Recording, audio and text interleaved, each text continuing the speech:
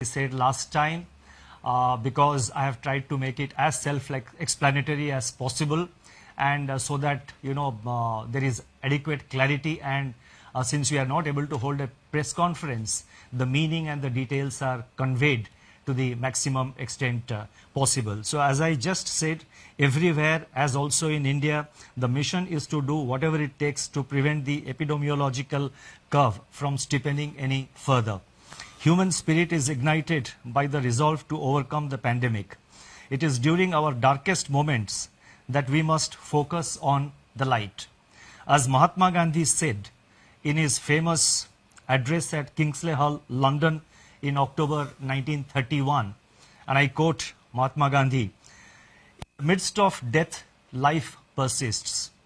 In the midst of untruth, truth persists. In the midst of darkness, light persists." Before I begin, I wish to place on record our gratitude to all the functionaries and personnel in the government, the private sector, banks and other financial institutions who risk their lives on a daily basis by going to work or by working from home to fight the pandemic by keeping essential services fully operational. Our deepest appreciation goes out to doctors, healthcare and medical staff, police and law enforcement agencies who are at the front line. In the RBI, I would like to specially commend and thank our team of 150 officers, staff and service providers who are in quarantine away from their families and are at work 24/7 to keep essential services such as currency in circulation, retail and wholesale payments and settlement systems, reserve management, financial markets, liquidity management, financial regulation and supervision, and a host of other services available so that the nation may survive COVID-19. Banks and financial institutions have risen to the occasion and have ensured normal functioning. Their efforts are praiseworthy. I would like to thank my colleagues in the Reserve Bank of India who set aside personal health concerns and joined me in fashioning the array of measures taken by the RBI in the context of COVID-19. I also thank our teams for their intellectual support, analytical work and logistical arrangements. I would first like to highlight or give our assessment of the current economic situation. Since March 27, 2020, when I spoke to you last, the macroeconomic and financial landscape has deteriorated precipitously in some areas, but light still shines through bravely in some others. On April 14, the IMF released its global growth projections, revealing that in 2020, global economy is expected to plunge into the worst recession since the Great Depression, far worse than what had happened during the global financial crisis. The IMF's economic counselor has named it the Great Lockdown, estimating the cumulative loss to global GDP over 2020 and 21 at around $9 trillion, which is greater than the economies of Japan and Germany combined. Within this downturn, the projections are replete with even sharper declines in output in various countries. India is among the handful of countries that is projected to cling on somewhat tenuously to positive growth at 1.9%. In fact, this is the highest growth rate among the G20 economies as estimated by the IMF. The World Trade Organization sees world merchandise trade contracting by as much as 13 to 32%. I repeat, 13 to 32% in 2020. Global financial markets remain volatile and emerging market economies are grappling with capital flows and volatile exchange rates. Crude oil prices remain in a state of flux despite the agreement on production cuts by OPEC plus countries. For 2021, the IMF projects sizable V-shaped recoveries, close to 9 percentage points for the global GDP. India is expected to post a sharp turnaround and resume its pre-COVID, pre-slowdown trajectory by growing at 7.4% in 2021-22. Over the last 3 weeks, there have been a few data releases on domestic developments, but they are too disjointed to allow a comprehensive assessment of the state of economy. Yet, there are a few slivers of brightness among the encircling gloom. In my statement of March 27, I had referred to continuing resilience of agriculture and allied activities on the back of all-time highs in production of food grains and horticulture, with huge buffer stocks of rice and wheat far in excess of the buffer norms. By April 10, pre-monsoon kharif sowing had begun strongly, with acreage of paddy, which as you know is the principal kharif crop, up by 37% in comparison with the last season, that is in comparison with the kharif of 2019. States such as West Bengal, Telangana, Odisha, Assam, Karnataka and Chhattisgarh are leading in sowing activity despite the lockdown. On April 15, the India Meteorological Department IMD forecast a normal southwest monsoon for 2020 season, with rainfall expected to be 100% of the long period average. These are early developments and they bode well for our rural demand, supported as they are by accelerating fertilizer production, which was noticed up to February 2020.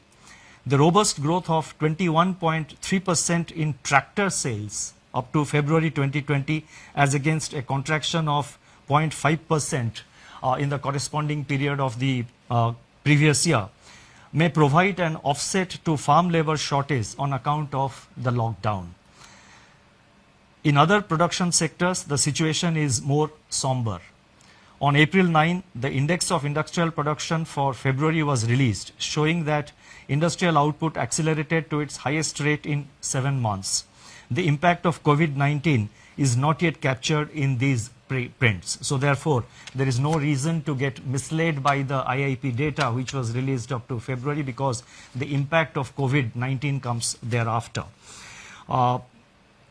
More tellingly, however, the revival in electricity generation, a coincident indicator of demand that had commenced from January 2020, has been halted by a sharp fall in daily demand in the range of 25 to 30% after the lockdown announcement on March 25th. Automobile production and sales, port freight traffic declined sharply in March, as recently released data indicates. The Manufacturing Purchasing Managers Index, that is PMI for March 2020, which was released on April 2, was the lowest in last 4 months. Notably, suppliers' delivery time lengthened for the first time in 5 months, indicating supply disruptions. The April 6 release showed that services PMI declined into contraction in March 2020, pulled down by a sharp downturn in export business, new domestic orders and employment.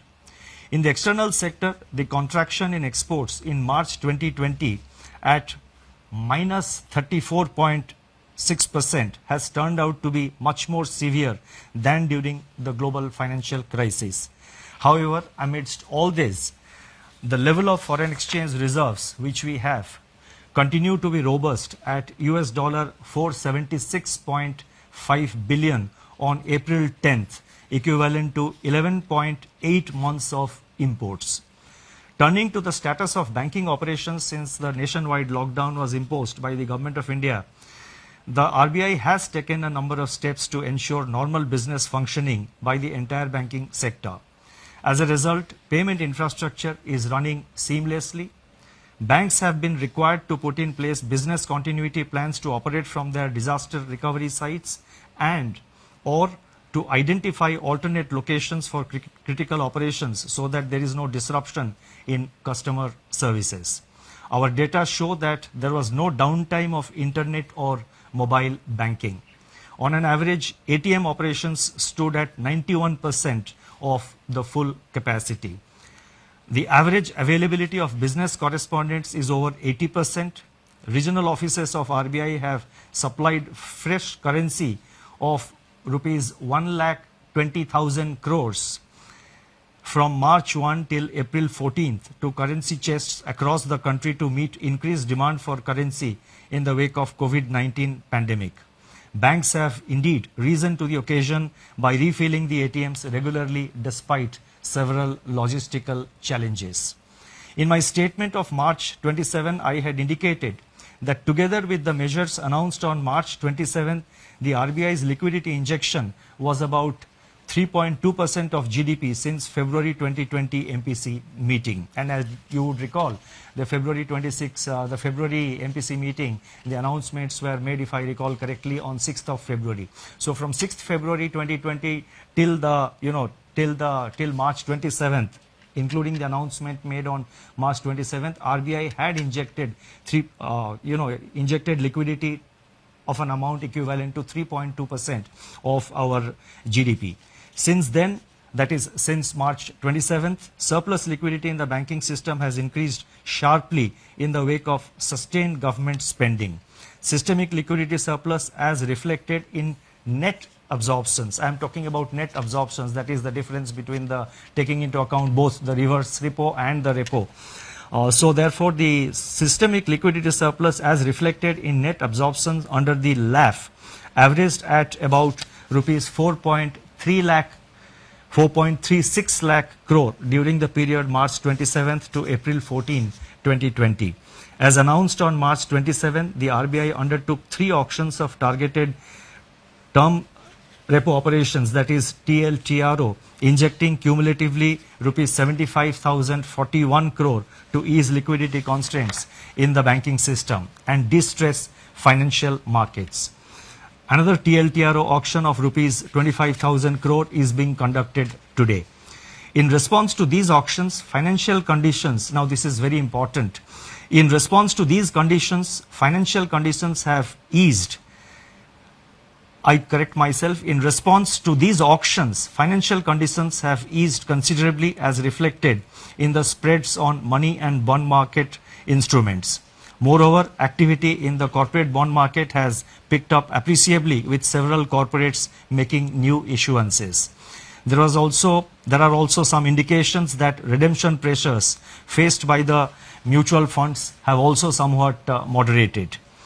Against this background, and as I mentioned that we have been constantly monitoring the situation after considerable internal deliberation and after monitoring the evolving situation, and in our effort to see that the financial system is fully functional, the markets are fully functional, we have in RBI decided to announce certain additional measures, and I would now like to elaborate upon them.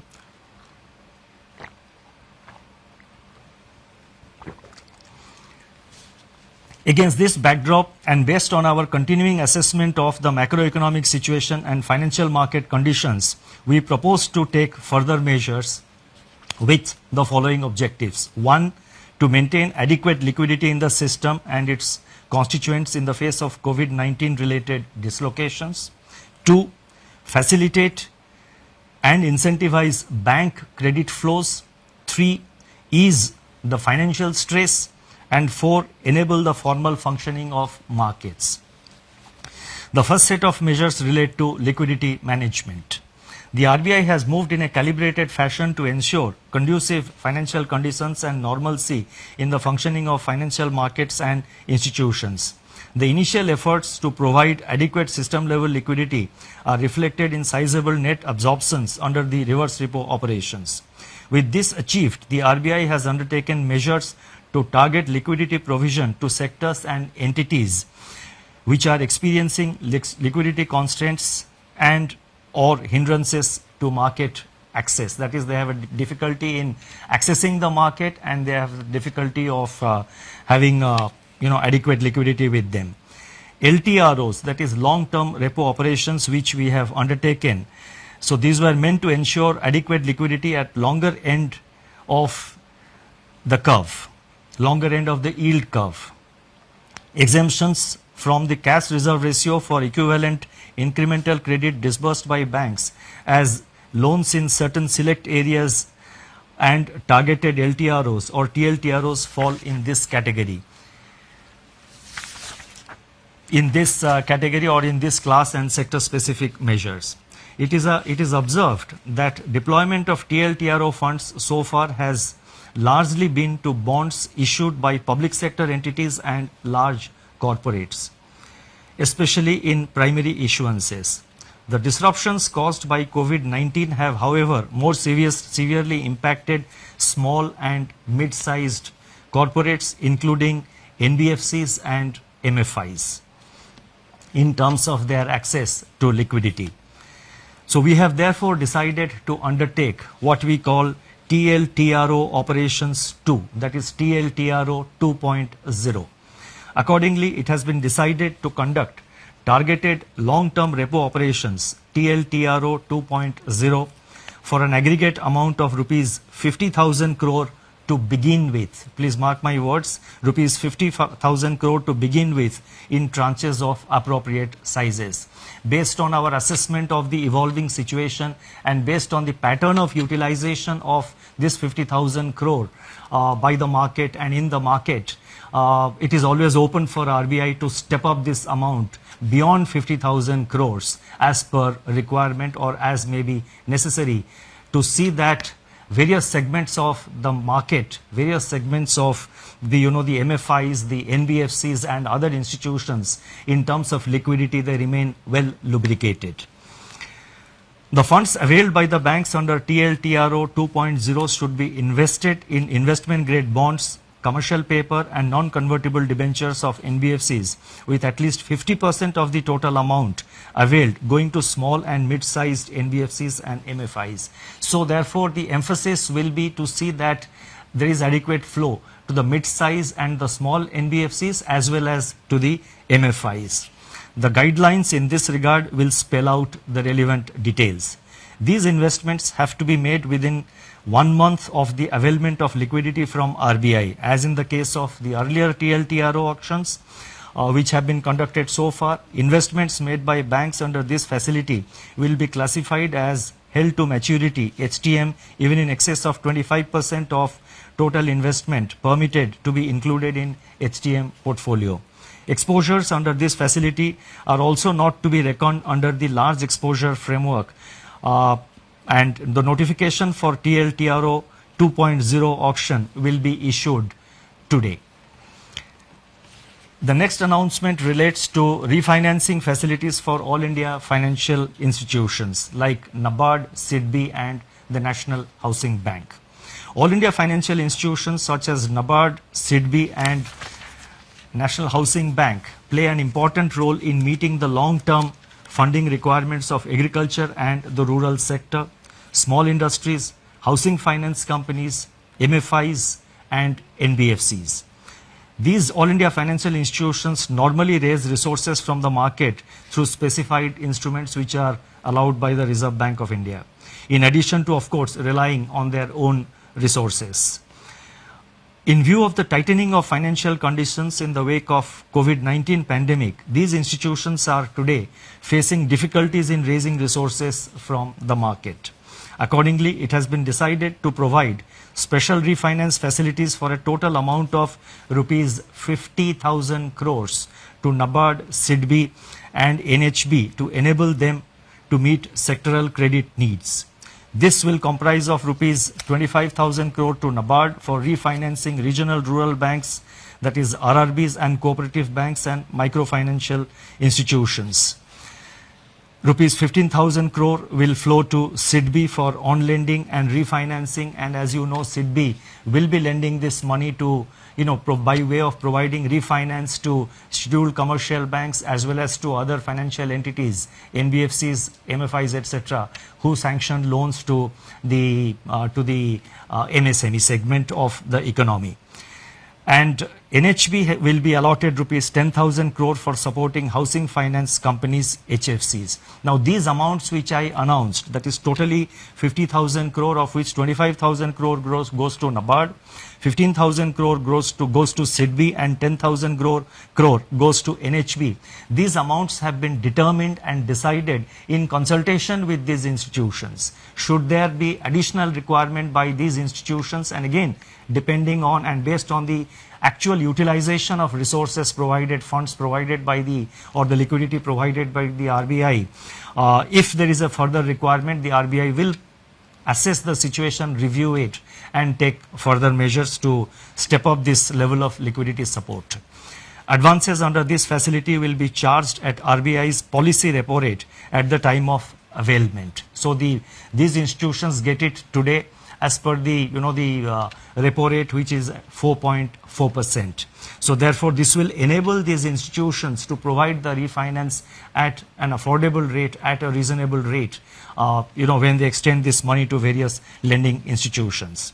The next announcement, and this is very important, relates to the LAF, Liquidity Adjustment Facility, and this relates to fixed rate reverse repo rate. That is the reverse repo rate. As I have mentioned earlier, the surplus liquidity in the banking system has risen significantly in the wake of government spending and the various liquidity enhancing measures undertaken by the RBI. On April 15, the amount observed under reverse repo operations was 6.9 lakh crore. Earlier, what I had given about the system liquidity, that was net. That is the difference between the repo and the reverse repo. What I am now saying is one way of flow at the end of every day, how much flows from the system into the RBI through the reverse repo window. That has been in the order of, on April 15th, the RBI absorbed rupees 6.9 lakh crore through the reverse repo window. So that much of surplus was available with the system. Now, in order to encourage the banks to deploy these surplus funds in investments and loans in productive sectors of the economy, it has been decided to reduce the fixed rate reverse repo rate under the liquidity adjustment facility by 25 basis points from 4% to 3.75% with immediate effect. So I repeat, the reverse repo rate is being reduced by 25 basis points from 4% to 3.75%. The policy repo rate, however, remains unchanged at 4.4% because that is a matter which is decided by the MPC, and also the marginal standing facility rate and bank rate, they also remain unchanged at 4.65%. The next announcement relates to ways and means advances for states. On 1st April 2020, RBI had announced an increase in the ways and means advances limit, WMA limit of states by 30%. It has now been decided to increase the WMA limit of states by 60%, by 60% over and above the level as on March 31st, 2020 to provide greater comfort to the states for undertaking COVID containment and mitigation efforts, and also to plan their market borrowing programs better. This we expect will help the states not to bunch up their borrowing program in the early part of the year, but to space it appropriately as per their requirement. The increased limit will be available, that is this increased limit of WMA up to by 60%. This facility will be available till September 30th, 2020. The next set of measures are related to regulatory measures. On March 27, 2020, the Reserve Bank had announced certain regulatory measures to mitigate the burden of debt servicing brought about by disruptions on account of COVID-19 and to ensure the continuity of viable businesses. Based on a review of rapidly evolving situation and consistent with globally coordinated action committed to by Basel Committee on Banking Supervision to alleviate the impact of COVID-19 on global banking system, additional regulatory measures are being announced today. So whatever regulatory measures we are announcing, they are consistent with the Basel guidelines. The first measure under this category of regulatory measures, they relate to asset classification. Economic activity has come to a standstill during the period of the lockdown. Now, as I go with these announcements, I request your patience because in the concluding paragraphs, in the concluding 2 or 3 paragraphs to which I will come very shortly, I have attempted to give some kind of a forward guidance on certain aspects, so I request your patience. I repeat, economic activity has come to a standstill during the period of the lockdown with consequential lingering effects which have unambiguously affected the cash flows of households and businesses. On March 27, the Reserve Bank had permitted lending institutions to grant moratorium of 3 months on payment of the current dues falling due between 1st March and May 31st. It is recognized that the onset of COVID-19 has also exacerbated the challenges for such borrowers even to honor their commitments which have fallen due on or before February 29, 2020 in standard accounts. The Basel Committee on Banking Supervision has taken cognizance of the financial and economic impact of COVID-19 and very recently announced that the payment moratorium periods, public or granted by banks on a voluntary basis relating to COVID-19 outbreak, can be excluded by banks from the number of days past due in respect of NPA recognition. Therefore, it has been decided that in respect of all accounts for which lending institutions decide to grant moratorium or deferment and which were standard as on 1st March 2020, the 90-day NPA norm shall exclude the moratorium period. That is, there would be an asset classification standstill for all such accounts from 1st March to 31st May 2020. NBFCs which are required to comply with Indian accounting standards Ind AS may be guided by the guidelines duly approved by their boards and as per the provisions and as per the advisories of the Institute of Chartered Accountants of India in recognition of impairments. In other words, NBFCs do have the flexibility under the prescribed accounting standards to consider such relief to their borrowers. At the same time, we are cognizant of risk build-up in banks' balance sheets on account of firm-level stress and delays in recoveries. With the objective of ensuring that banks maintain sufficient buffers and remain adequately provisioned to meet future challenges, they will have to maintain a higher provision of 10% on all such accounts under the standstill, spread over 2 quarters, that is March, that is the quarter ending March 2020 and June 2020. These provisions can be adjusted later on against the provisioning requirements for actual slippages in such accounts. You see, while we are announcing certain forbearances, etc., for the banks, Reserve Bank, as the regulator of the banking system, has to ensure that our banks remain financially healthy over a period of time and in the long term. So therefore, while announcing certain prudential relaxations, we have to necessarily see that the banking system also remains healthy. So therefore, we have required them to make certain provisions, and in any case, we are saying that these provisions can be adjusted later on against provisioning requirements for actual slippages. So only if the slippage doesn't arise, then the banks have adequate flexibility to sort of appropriately deal with it in their accounts. The next announcement relates to extension of resolution timeline. Under RBI's Prudential Framework of Resolution of Stressed Assets, dated June 7, 2019, in the case of large accounts under default, scheduled commercial banks, all India financial institutions, NBFCs which are non-deposit taking but systemically important, and deposit taking NBFCs are currently required to hold an additional provision of 20% if a resolution plan has not been completed within 210 days from the date of such default.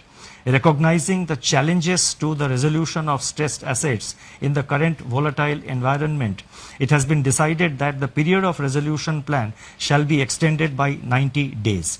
The details of this announcement will, of course, be spelled out in the circular which will be issued. The next announcement relates to distribution of dividend.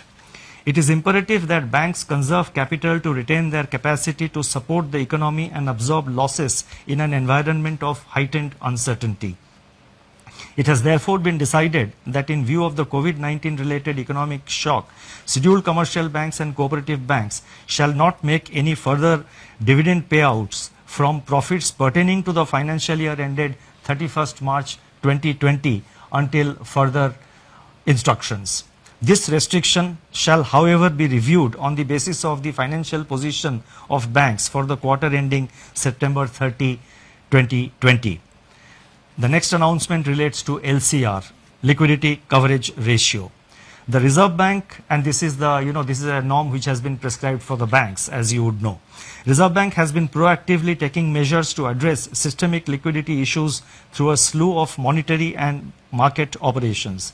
In order to ease the liquidity position at the level of individual institutions, the LCR requirement for scheduled commercial banks we have now decided that the LCR requirement of scheduled commercial banks will be brought down from, it is being brought down from 100% to 80% with immediate effect. I repeat, LCR requirement is being brought down from 100% to 80% with immediate effect.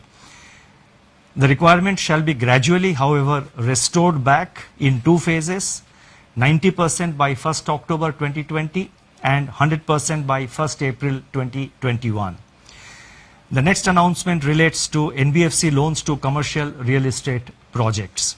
In terms of extant guidelines for banks, the date for commencement of commercial operations, DCCO, in respect of loans to commercial real estate projects delayed for reasons beyond the control of promoters can be extended by additional 1 year over and above the 1 year extension permitted in the normal course without treating the same as restructuring. And restructuring, as you know, would obviously have implications for asset classification.